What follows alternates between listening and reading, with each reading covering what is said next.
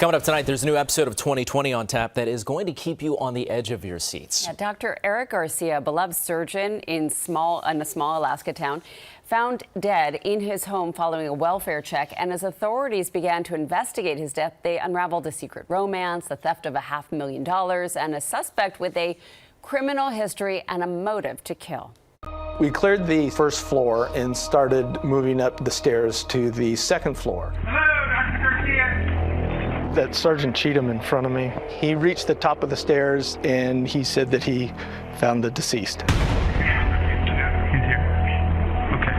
Dr. Garcia was deceased on the couch.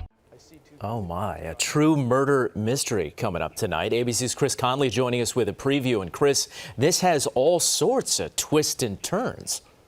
You're absolutely right, and this is an example of what a really closed-door mystery is like. You're talking about Dr. Eric Garcia, who is a totally beloved member of the community in Ketchikan, Alaska, population about 8,000. He'd grown up in Puerto Rico, he'd always wanted to be a doctor, and by the time he got to Alaska, he was a highly skilled general surgeon. So when police discover that he's dead on the sofa in his house, there are enormous questions right away. Has he died of natural causes? Has he taken his own life? Or has someone been responsible for his passing?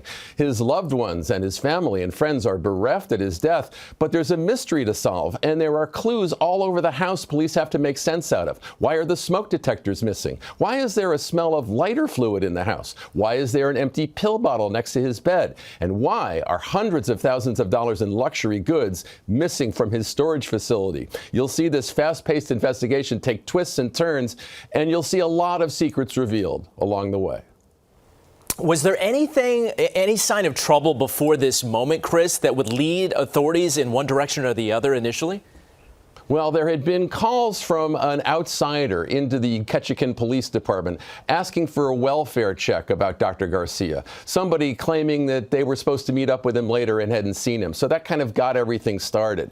But as you find out along the way, even those who really loved and cared for Dr. Garcia, there were things about his life that even they did not know. And what comes out from our investigation and from everything you'll see is this was a doctor who made wonderful decisions in the operating room or with patients.